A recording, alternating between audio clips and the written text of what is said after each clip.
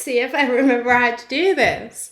I'm Hannah-Lisa, the host of the Making Stories podcast, and I'm so glad that I'm back here and you're back here.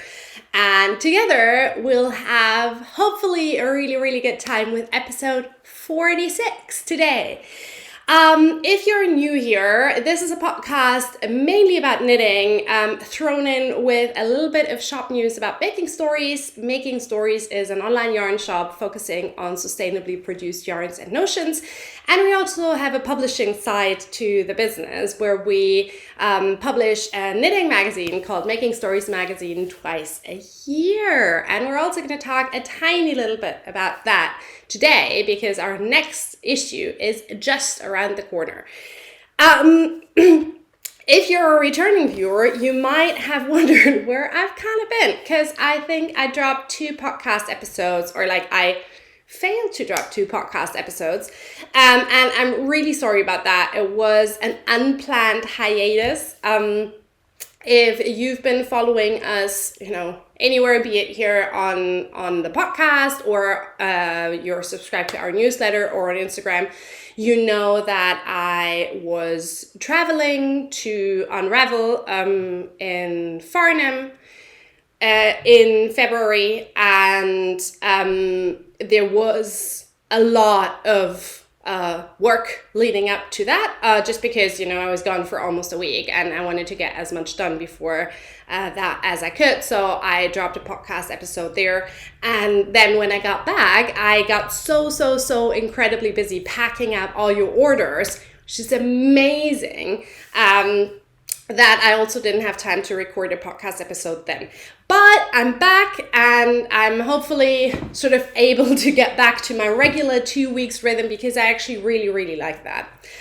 So let me just really quickly check whether it's actually recording. It is, so that's always nice.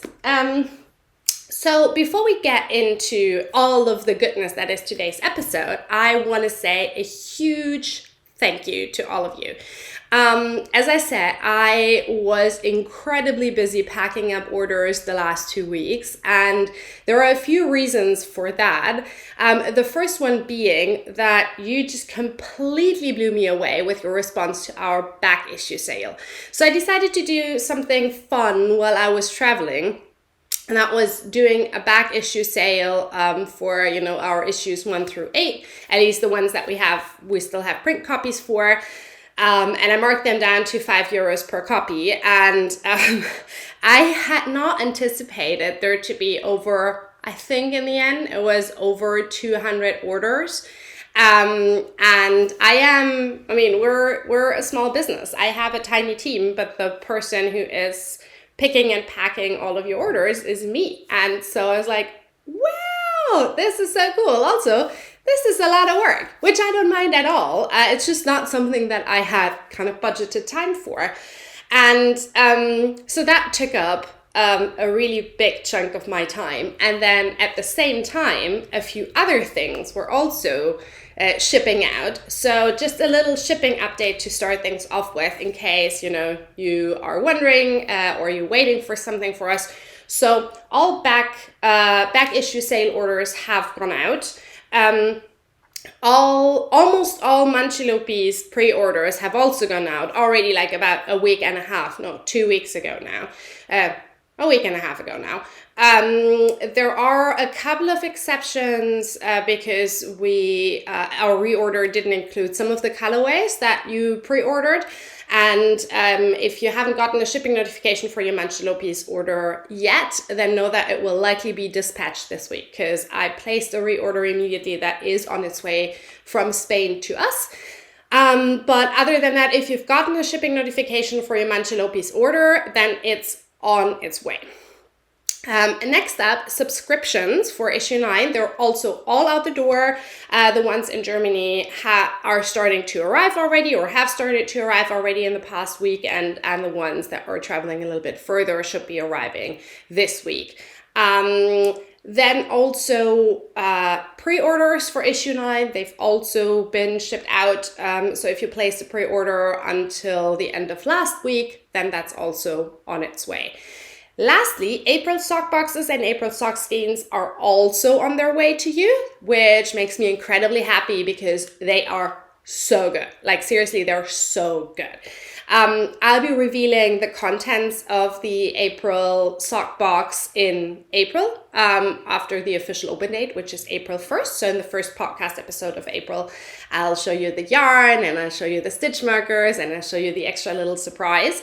And this time, I've done things a little bit differently. I'm still, like experimenting with the sock boxes and the sock skeins. And one of the things that I'm doing this time around is I got a little more yarn. I got a few more stitch markers. So I'm putting them in the shop after I've shown them here, so that if you like them, you can purchase them.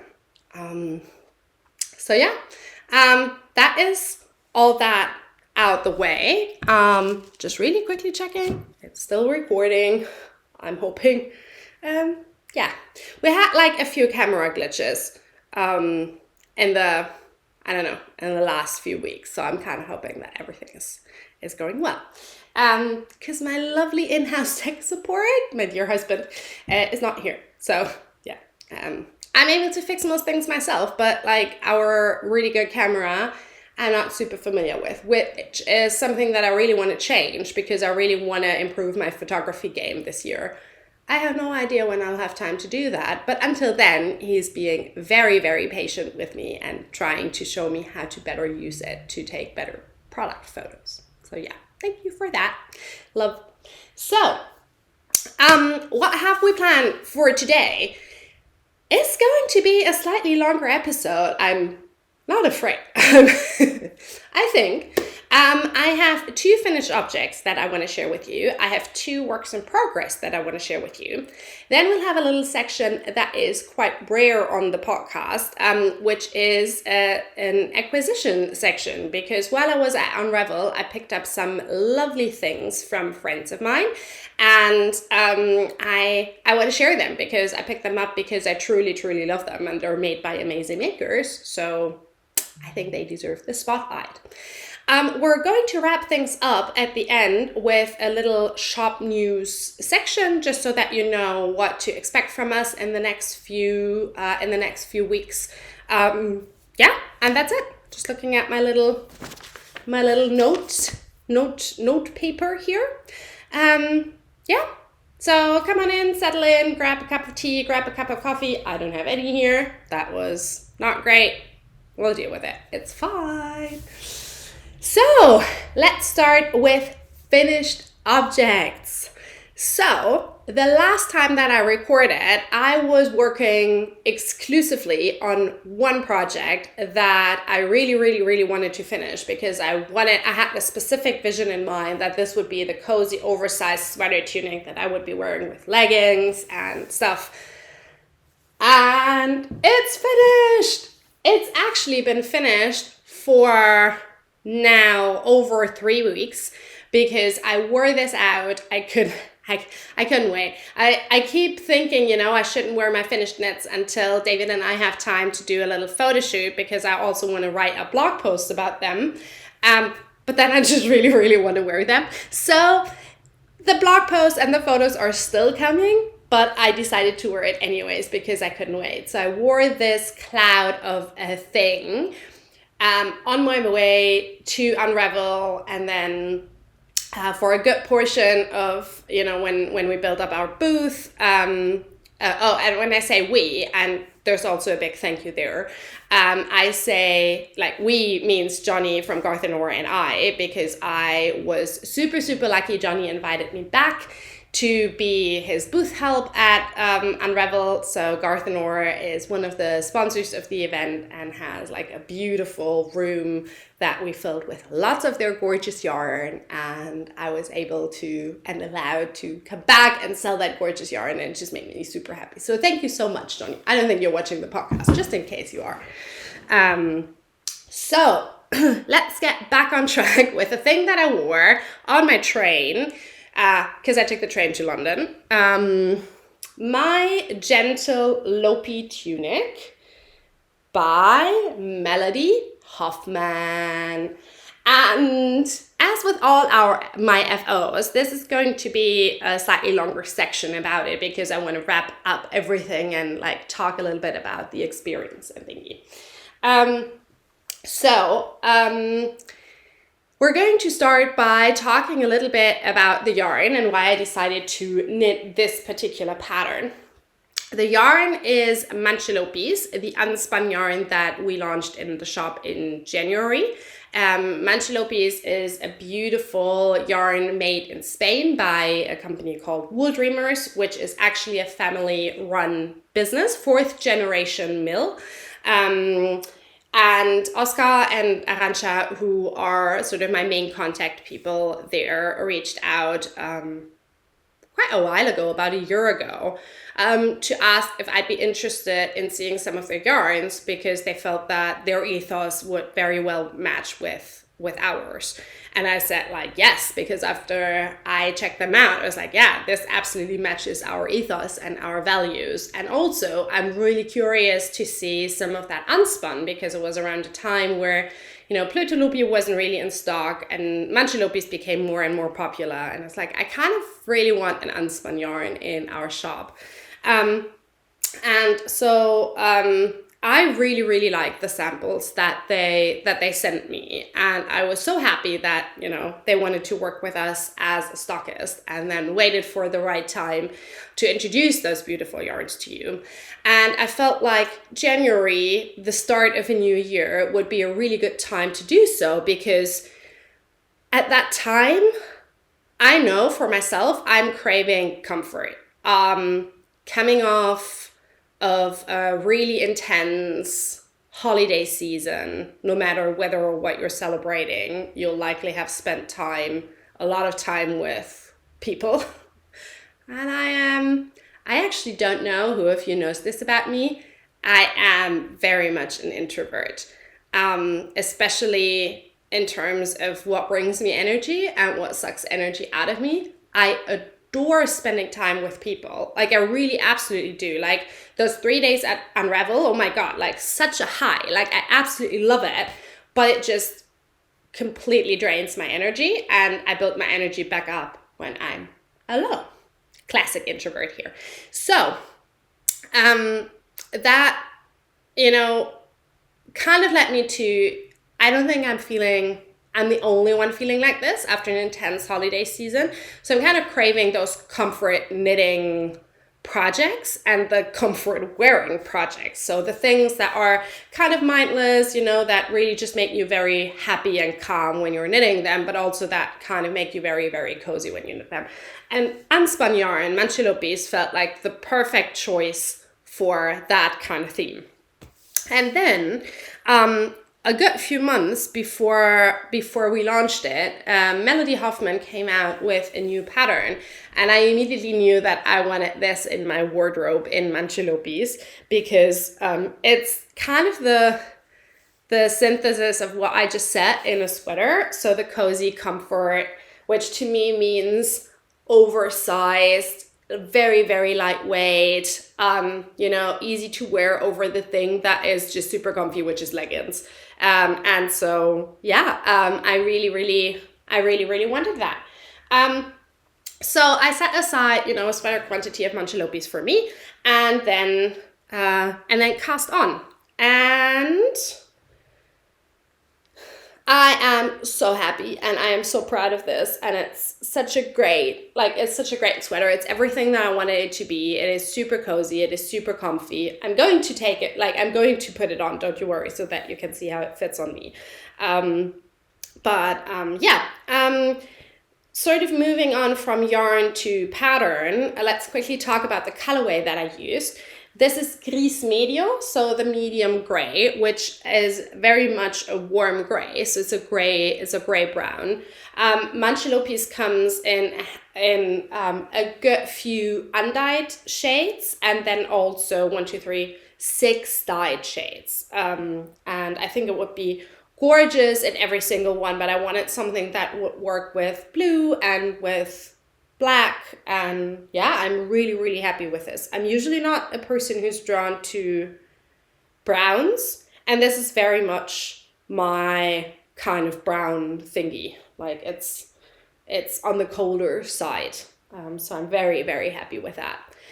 As I said, oh no, before we talk about the pattern, I absolutely want you to know how much yarn this used. So it uses Manchelopis held double. I knit I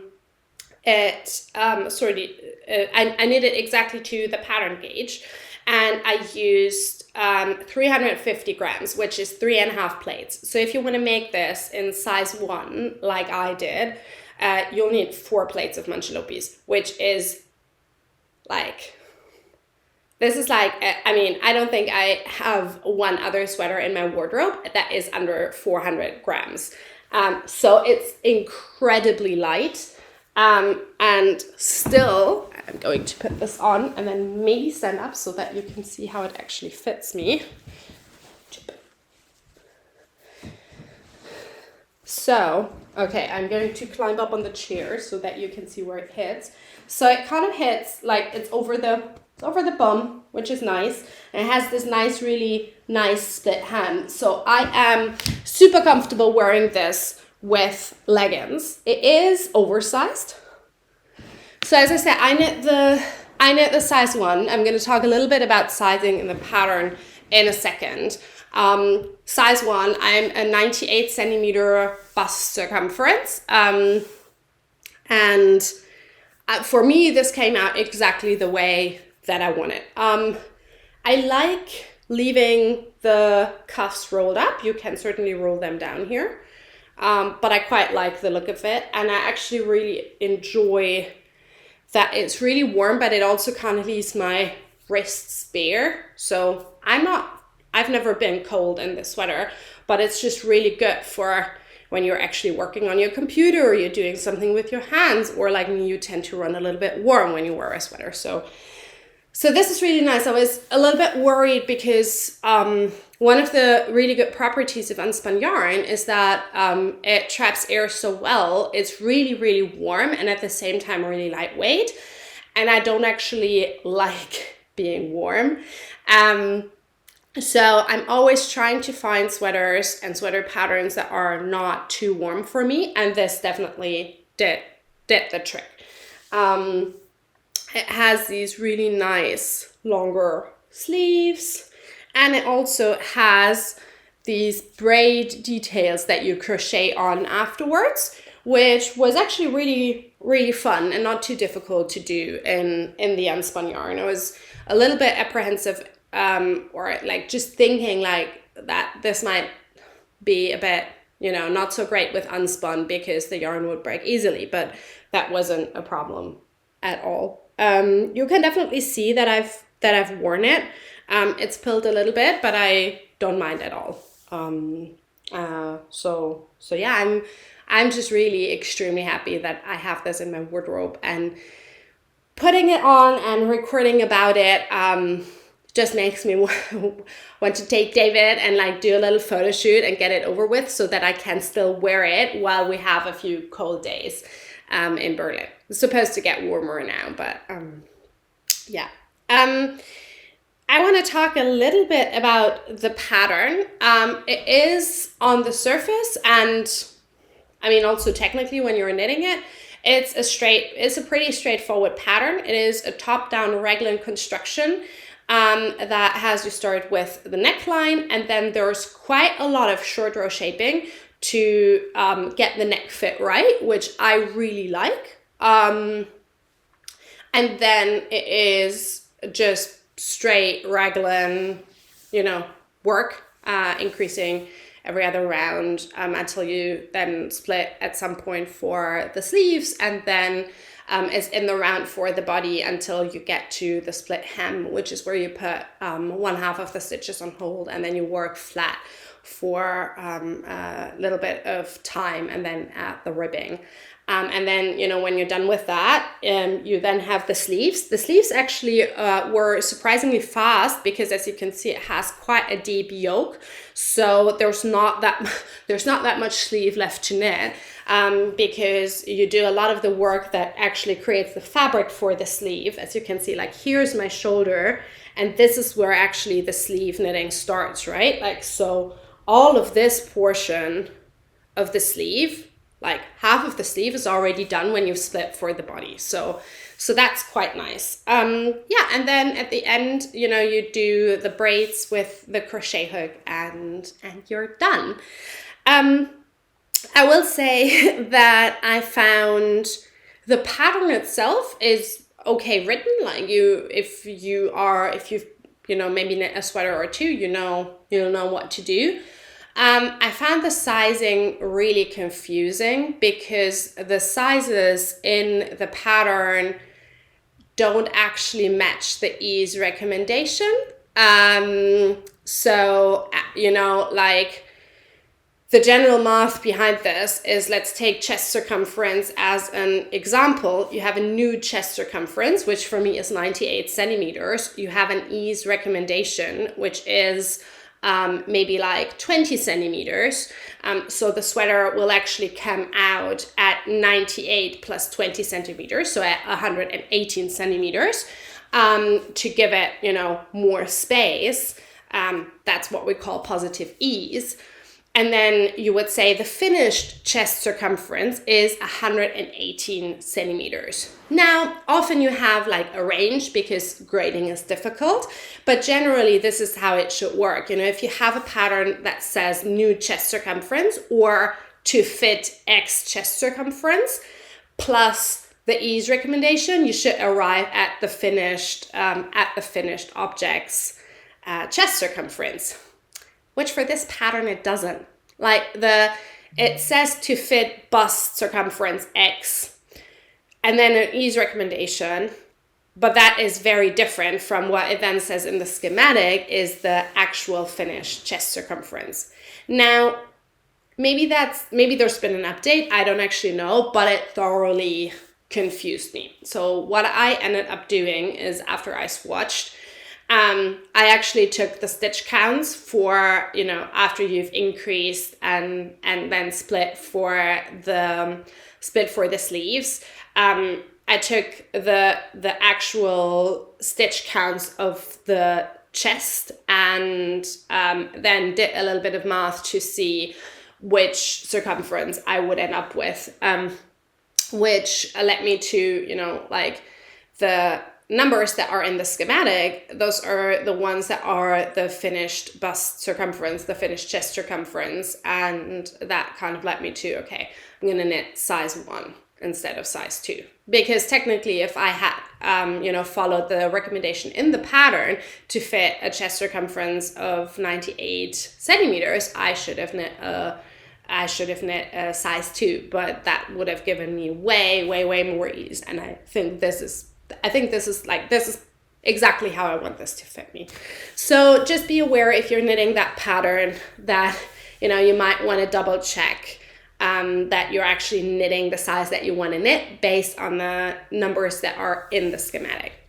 Yeah, I also wanted to report back a little bit. Sorry, just double checking that it's still recording, which it is. I wanted to report back on how my experience knitting with Manchelopis was, because I have knit with other unspun yarn before, and I had swatched with Manchelopis, but I'd never knit a garment with Manchelopis before.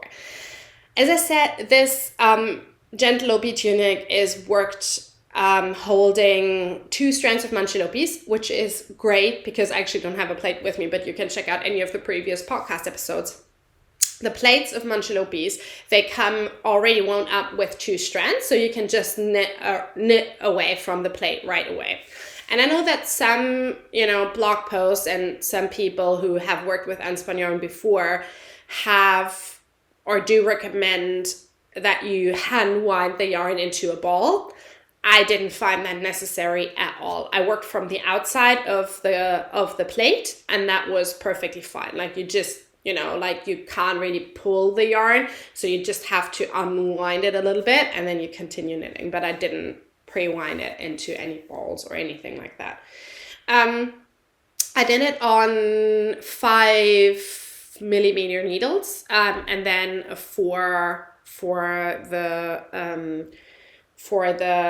the ribbing, and the majority of this is being done in the round, which is definitely something that I would recommend if this is your first time knitting with unspun yarn, because I personally found knitting flat more difficult than knitting in the round, because I found it quite difficult to get the purl tension right. I do something when I purl that just puts a lot of strain on the yarn. So a lot of the breaking of the unspun yarn that happened while I was knitting the sweater happened on the purl rows, in the short rows, and for the hem. And not that that is a problem at all, because I'll tell you in a second what you can do if your unspun yarn breaks. But it was just something where I was like, okay, I'm really glad. Like, one of the first unspun projects that are started, and that's in hibernation right now, is a cardigan, because I actually I found it too uncomfortable purling. That also had the added complexity that it was only one strand of unspun, which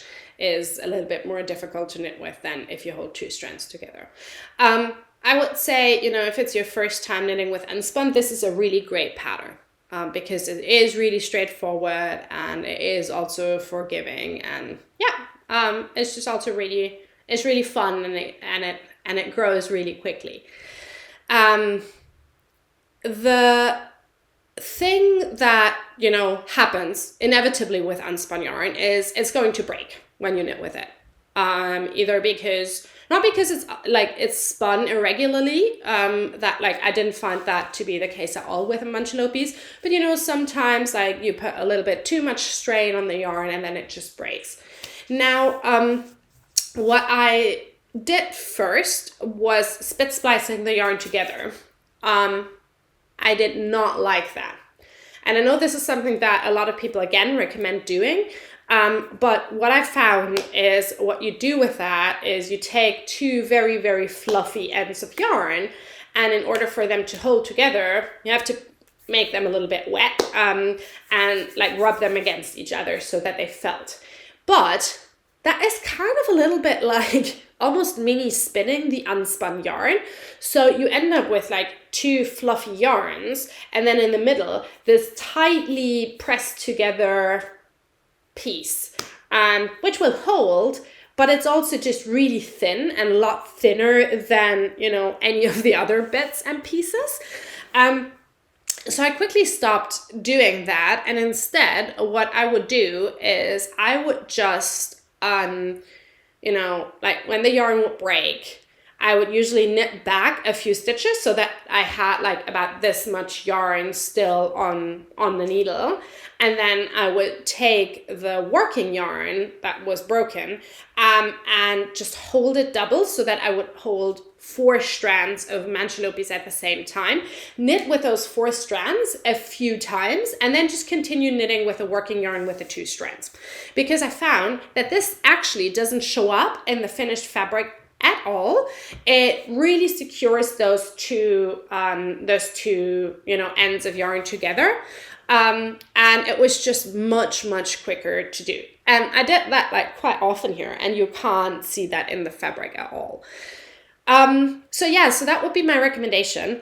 Technically, you don't even have to weave in the ends. If you do that, I still did it a little bit, just to be on the safe side.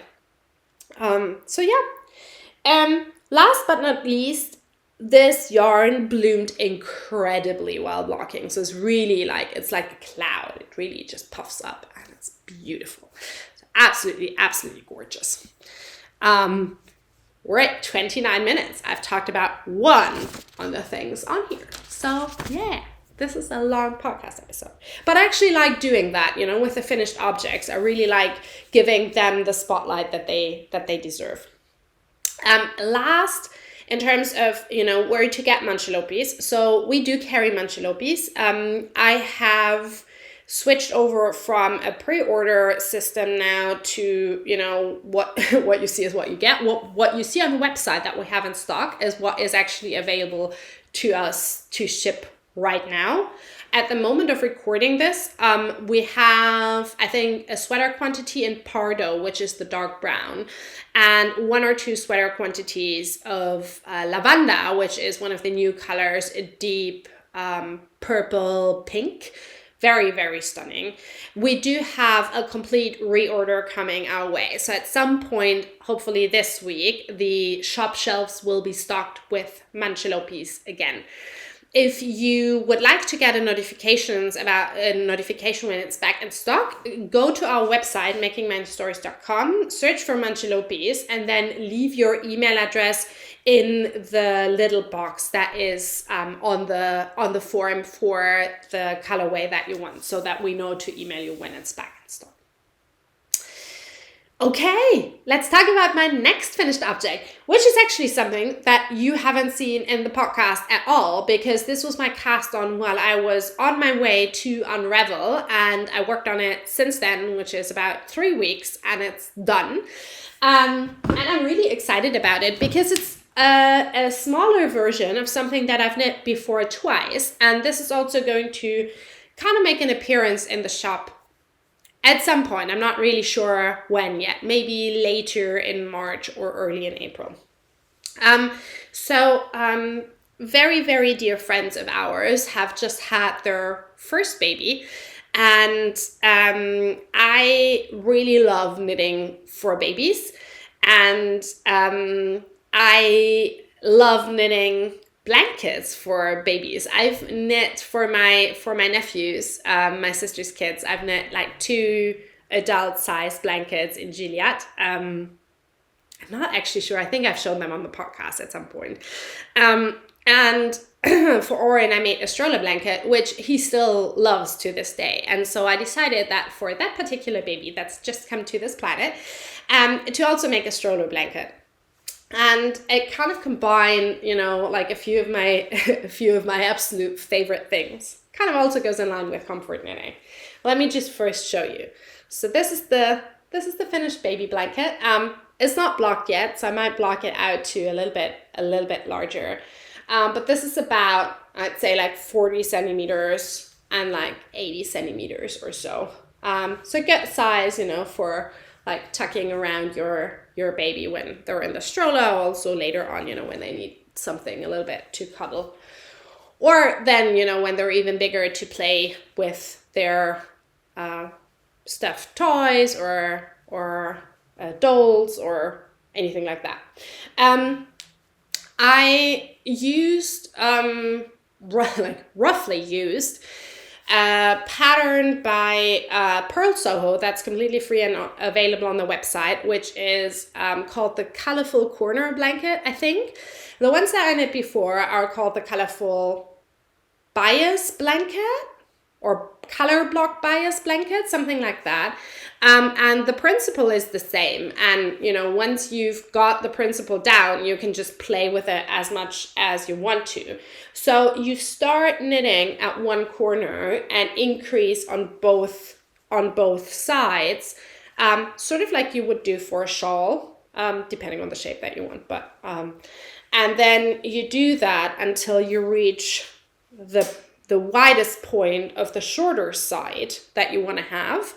And then you keep increasing on one side, and then you decrease. So you keep increasing on this side and you decrease on this side, so that you are still knitting on the bias, but you're keeping the width the same.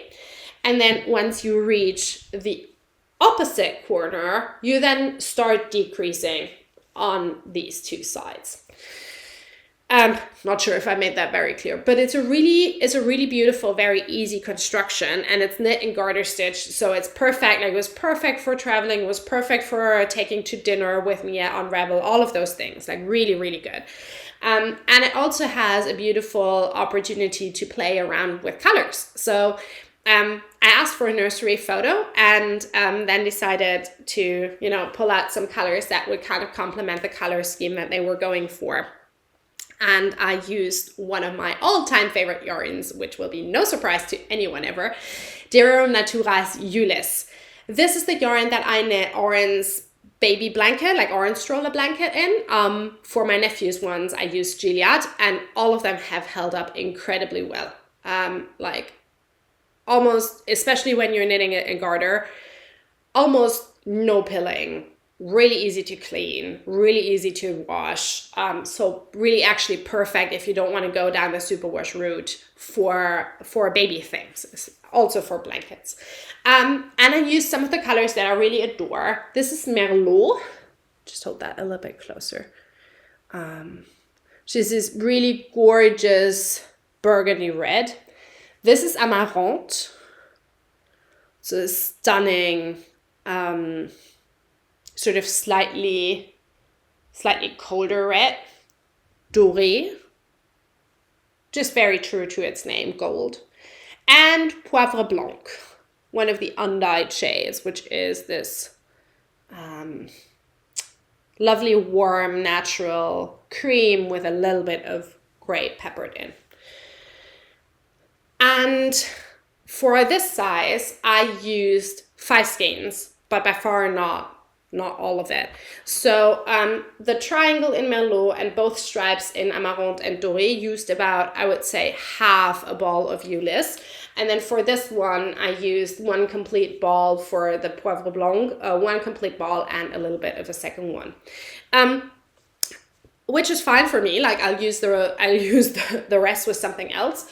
What I did with my nephew's blankets is I just knit until the yarn ran out.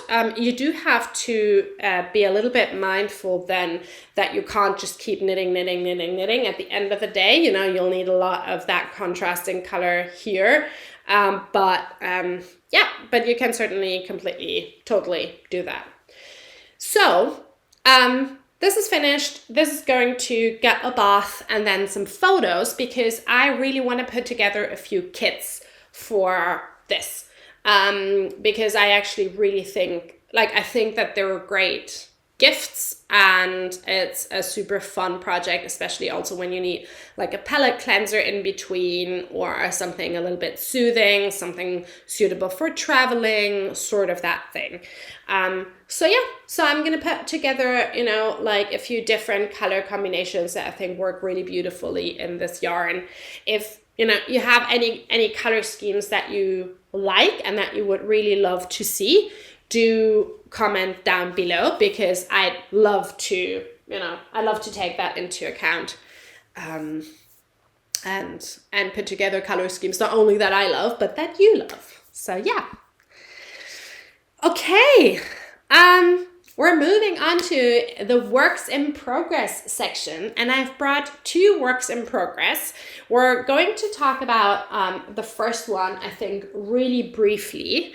But I want to, oh God, it's also not in like a state where I can very easily just show you what's what. Okay, so, wait, actually maybe I can. So, you might remember my Washington cardigan that I started knitting at some point in the fall last year, and then it got put a little bit on the back burner after I finished the majority of, or I finished basically what was going to be the body, because I then started working on this.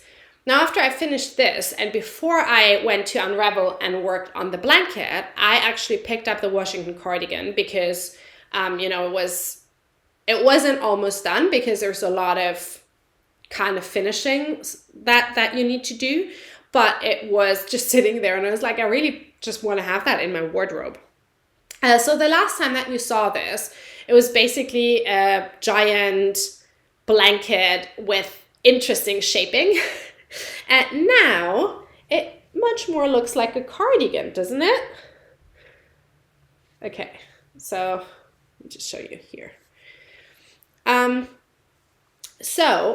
What I did since then, so, I mean, this is the top. Here are the little sleeves. What's on the needles right now is going to become the bottom hem. So, what I did since you last saw this is I seamed the sides here up until the point that's specified in the pattern, which then means that you end up with an armhole here. So, you know, this top part here is the shoulder. This is the side seam, and you end up with this armhole. You pick up stitches around the armhole, and you knit a garter. Knit like a garter armhole band, little tiny sleeve. So I did that on both sides. Here it is on the other side. Side seam, like nice lines converging here, and then the armhole. And I have just picked up and started knitting on the bottom hem. So the bottom hem is also going to be in garter, and then after the bottom hem there is the shawl collar still to be done. So once the bottom hem is done, I'm going to pick up stitches all along the front, and then knit a shawl collar in garter stitch then as well. So this is, I mean, obviously not going to be finished well, we still have cold weather, I don't think, because we are, like, spring is coming. We are on our way there. But I am thinking, sorry about that. I am thinking that this will also be a really nice layering piece for spring, summer, and then obviously as we're moving into fall. Sort of like the thing that, you know, you take when you know that you're going to be out all day and you don't know when you're going to be coming back in the night. It's also just going to double as like a really nice blanket, you know, if Auchen gets cold or something like that. So I'm really happy. I'm really happy with that. And also just makes me happy to, you know, be finishing things, which is an excellent segue to my next work in progress, which is something that you haven't seen, I don't think, in, oops, that's just completely dropped issue 9 there. Which you haven't seen in quite a while. And this is something that I just recently started working on. So the past weekend, we took a little mini vacation trip with friends of ours to the Baltic Sea. And I took the baby blanket, but I finished that on the way there. And then I also took a pair of socks. Or, well, I took a single sock that had been finished for quite a while. And the yarn to actually start on the second sock. So this is the sock that I took, which is the Lyne sock by Dawn Henderson. Honestly, heavily modified, because it only comes in 2 sizes, because I don't, but like for my feet it comes in like 64 stitch count, 72 stitch count, and I know that like the plain stockinette socks that I knit for myself in the gauge that I knit them in with a true sock yarn, like a fingering weight sock yarn, I need 56 stitches. So I just took the chart, the second chart, and worked it 3 times, which gave me 54 stitches for this. And I also just knit the top of the foot in plain stockinette, because I had actually started these way back when last year when we got married, as kind of like a soothing project to work on during our wedding weekend. Once I got to the foot, it just really annoyed me that there was a lot of like twisted stitches, and so I was like, no, I'm gonna rip them back and I'm going to work on them just in pure stockinette. And this is how far I've come on the second sock in the last 1.5 days, 2 days. So not too bad. These are obviously going to be cute ankle socks. So there's the ankle cuff, and I've knit the heel flap and turned the heel, and I'm finished with the gusset decreases. So I've moved them onto my mini circulars, and I'm just happily knitting away on the foot right now. So these are going to be perfect for, you know, playground knitting while Auchen is playing and wants some company. So that's great. And it's also just reminded me time and again, I love knitting socks. I just adore socks. I don't know what it is about them. So yeah, very cool. The yarn that I'm using for this is El Robledal de la Santa. Their Moherino blend, which is 50% mohair of their own Angora goats and 50% local merino. It's absolutely amazing, and it's going to be such a heart-wearing pair of socks, and the yarn is truly stunning, and it's all hand-dyed by Jackson in Spain, and it's gorgeous. And you know when something is gorgeous and I love it? might end up on the shop shelves rather sooner than later. I was like, what is that word that belongs there? So yeah, might want to keep an eye out. That's my works in progress. And speaking of playground knitting, one thing that is for sure going to accompany me on all of the Berlin playgrounds in the next summer is this bag.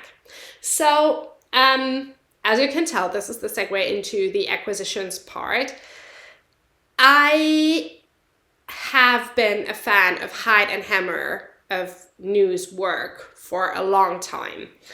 When I was at Unravel the first time for the autumn edition in September, I picked up one of her bucket bags as a handbag, which is black leather, 2 different types of leather, and I've used it, I think since November as my main handbag, and it's absolutely stunning. It's so good. And so I knew that when I would, because New was there with Hide and Hammer at Carmen's A Yarn Stories booth at Unravel, and I wanted to pick up one of her project bags. I don't have a lot of project bags anymore. You might remember that I used to run a project bag label, and I know that quite a few of you still have some of them, which was great fun, but it's also very much behind me, and it's still one of the things that, because I loved it, it was my first foray into hand making things, but the business itself also wasn't very successful, and there's always a little bit of a twinge in my heart whenever I think about project bags. It's just the way that it is. I'm slowly coming around, and one of the things that's helped me is slowly starting to acquire really beautiful project bags. So I have 2 now.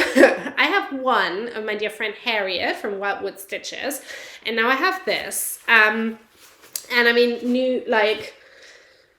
this is hands down the best bag. Especially for this season of my life and what I need in my life. So this is the roll top bag in the large size, which I think is the number 3. I am not super sure. So, come on, look at this. I asked New and Carmen, how much can you fit in there? And they were like, I think we fit in 12 or 14 skeins when we tried this recently. So this is a lot. This is going to hold a sweater.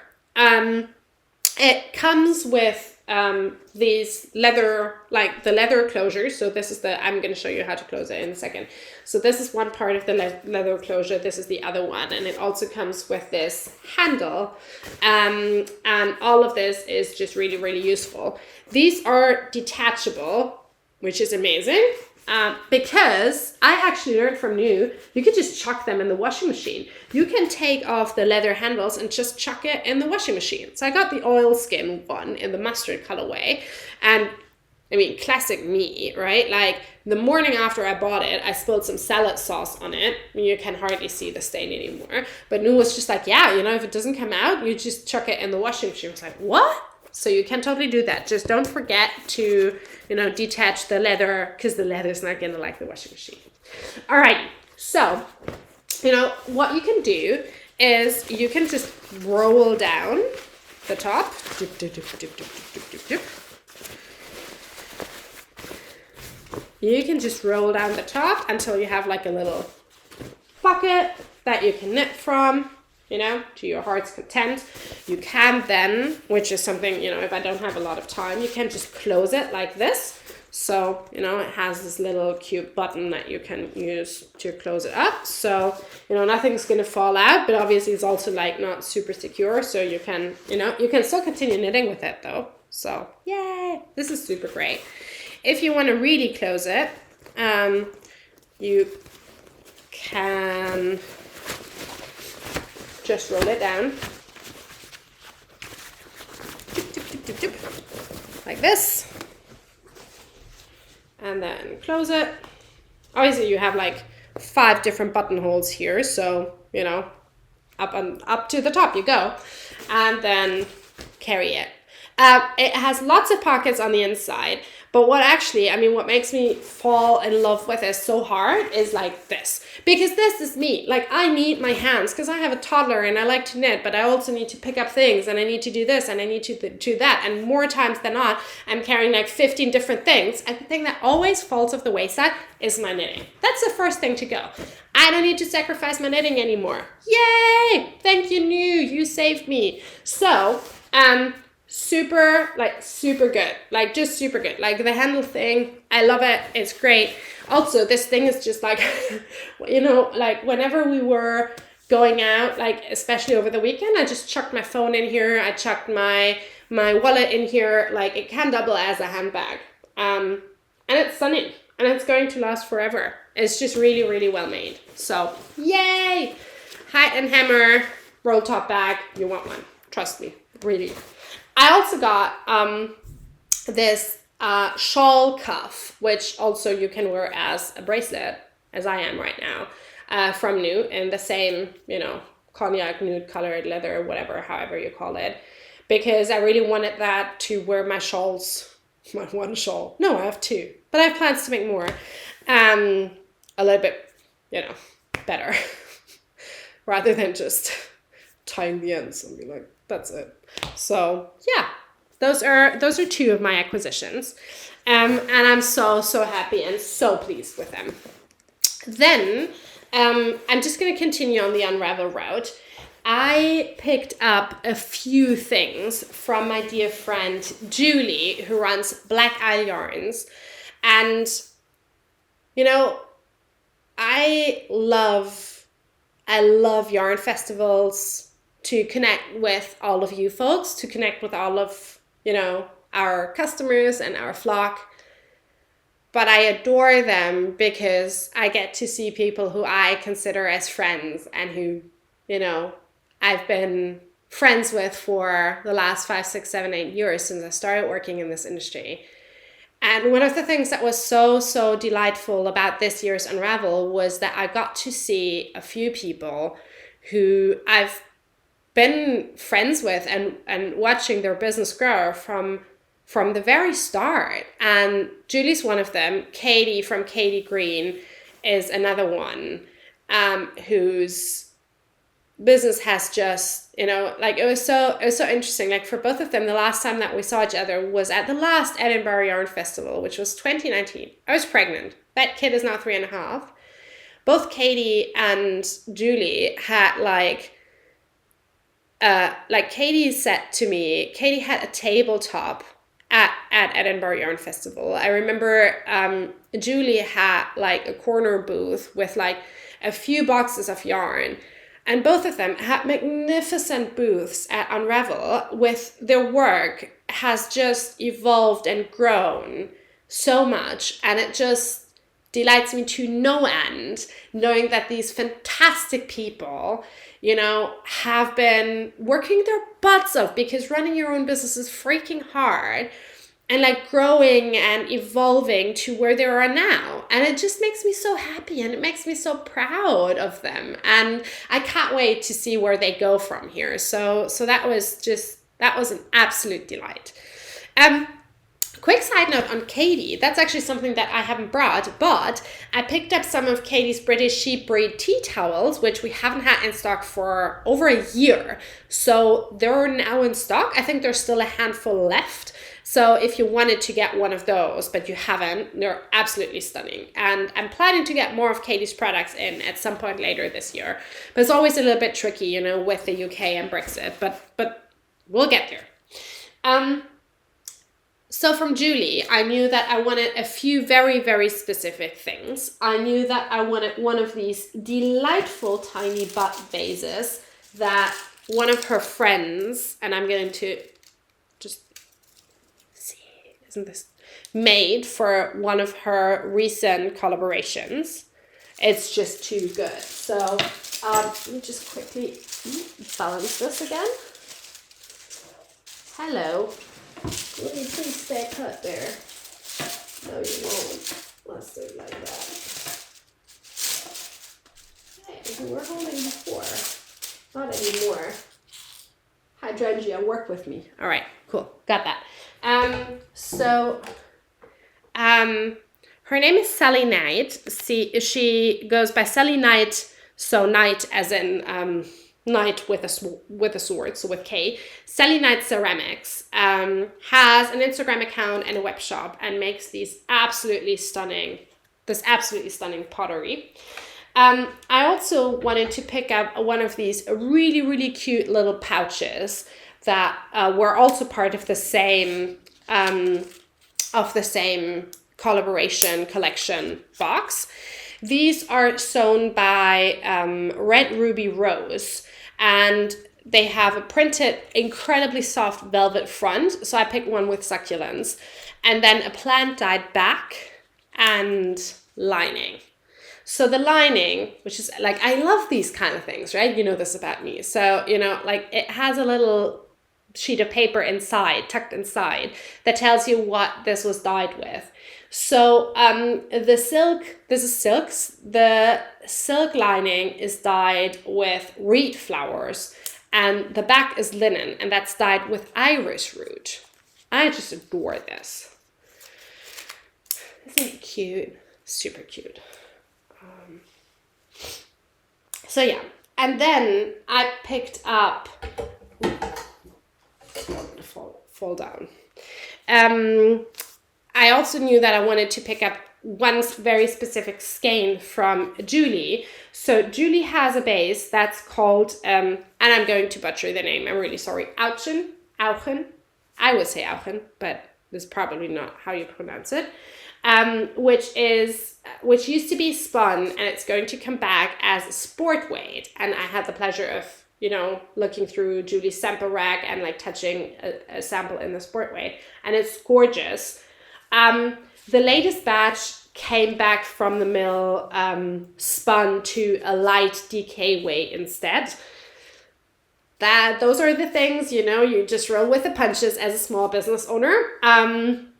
It's a beautiful, beautiful yarn. A blend of Blueface Leicester, Shetland, and Cheviot, and all from farms that, you know, Julie knows and has been working with for a long time. All of it grown in the Highlands, and it's just this really, really, really gorgeous, beautiful yarn.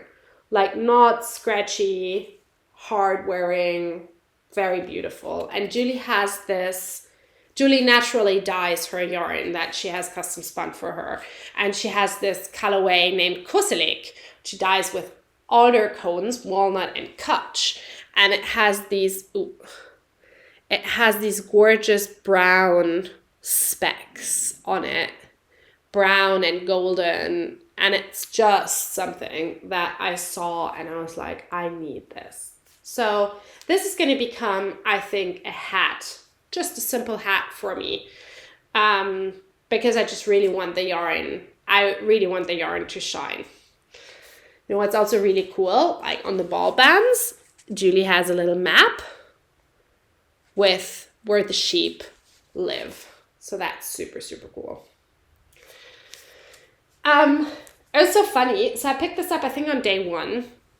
And then in the morning of day 3, I posted something on Instagram and someone replied back and was like, oh, you have to go and check out Julie's work. And I was like, yeah, I know, like Julie's amazing and I've already been to her booth.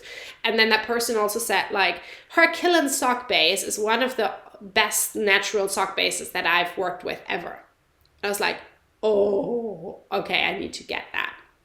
So I went back and got something. You'll be like, what is wrong with you? I got like green yarn. What is this? I'm like, yeah, like this is just super, like it's just, socks are such a great opportunity to work with, you know, yarns that are outside of my usual color comfort zone. Although I actually really like I really like how that looks like on me. So anyways, I picked up a skein of the Killen sock. We might or might not have plans, Julie and I. We might have. So the Killen sock is an 80% blue-faced Leicester from one single farm in the Highlands, and 20% mohair that's sourced from South Africa to responsible mohair standards. Julie, we had a really lovely conversation about Julie trying to source mohair from the UK, which is not possible at all. So she went and looked for the next, sustainable, traceable option, which is mohair from South Africa. And this is custom spun for her in the UK. It's a true fingering weight, 400 meters, 200 grams. The color is Seaweed 2, dyed with weld and indigo.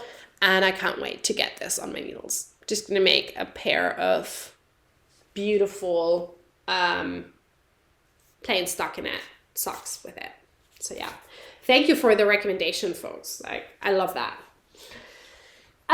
Speaking of mohair and South Africa, the last thing that I want to share with you that I also got, not at Unravel, but recently in the mail, is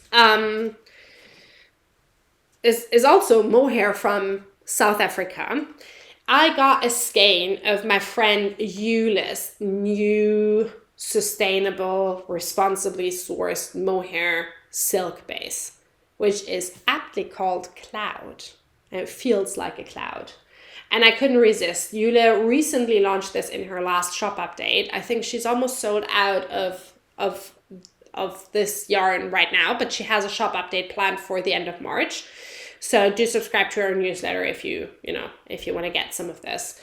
So Eula, as you know from Wool and Twine, is really, really particular about sourcing, and especially with yarns that are custom spun for her, is like not only with that, but like she really goes into so much depth to make sure that the materials that are used in those yarns fulfill her criteria for traceability and ethical production. And with mohair and silk, this can be really tricky because mohair can be harvested or grown and then, taken from the goats in really cruel ways. And same with, silk. So Eula tried for a very long time to find a mill that was able to provide cruelty-free silk, which means that the silk cocoons that the silk moths, they can get out of the cocoon, and then the silk is harvested without killing them. Responsibly sourced mohair that was also traceable back to the farm.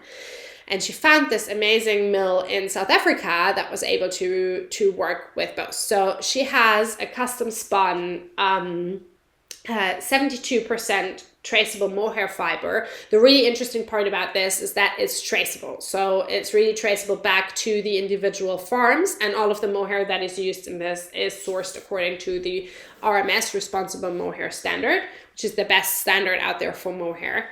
And 28% cruelty-free silk, which I've just explained, works without killing the silkworms. And this is custom spun for her in South Africa, and it's delightful as a cloud. And then she takes it and dyes it naturally in her studio. The color that I got is called Sea Glass, and I want to hold this double with one strand of Manchelopis. I was originally thinking the Verde, which is a very similar light green, but I am now actually considering to hold this maybe with the very light gray to also make a hat for myself. So yeah, all of the hats apparently. So yeah, that's the FO's done, the whip's done, the acquisition's done. Last but not least, shop news. So I am recording this on Monday, March 13th. In 2 days, on the 15th, this baby will officially see the light of day. Our latest issue 9 in bloom, which just makes me so fucking happy. I am so delighted about this. Like, this is just, yeah. I think it's one of our strongest collections yet. It is, in terms of the print quality, better than anything that we've ever produced before, because we're working with a new printer, and we're working with a new paper, and it's just making the images sharper and the colors brighter, and it's just, to me, the perfect spring collection. We have pre-orders open, which as of Wednesday, as of the 15th, will just transform into usual orders. Our annual subscription also starts with this issue now, and then as of Wednesday, it's going to be available as a digital version on our website and on Ravelry as well. I would highly encourage you to get the print though, because the paper is really stunning. We printed a print run of 1,000 copies. We are down to the last 6 boxes, which means the last 96 copies already. So that's great. It also means that if you want one of these babies, maybe ordering rather sooner than later would be a good idea. So, because I am very sure that we're going to sell out over the next few weeks, which makes me incredibly happy, because it's, it's a testament to that, our work is loved and seen, but it's also that I really don't like waste. And that was one of the reasons why I did the back issue because I don't want all of these back issues just sitting in our yarn cave. So, I'm trying to match the print run to demand, which I think I've done pretty successfully this time. So yeah, issue 9 out in the world in 2 days. I will be recording a video where I show all of the samples and all of the new yarns that we'll have to celebrate this baby right after this. So this will be on the YouTube channel as well at some point today or tomorrow. So we do have a handful of really gorgeous yarns that we were not always carrying. As you know, maybe I should explain this a little bit. So every time that we launch a new magazine, we also pick a couple of designs for which we then carry the yarns for a limited amount of time. So for 4 weeks after the launch, we'll have kits available for a few of the designs that are featured here, and then they're going to go away. There is one yarn that we'll keep in stock, but the kits itself, they will go away. So if you want to hear more about all of the samples and all of the thingy, then by all means, please watch that video. That will also be up on the channel. A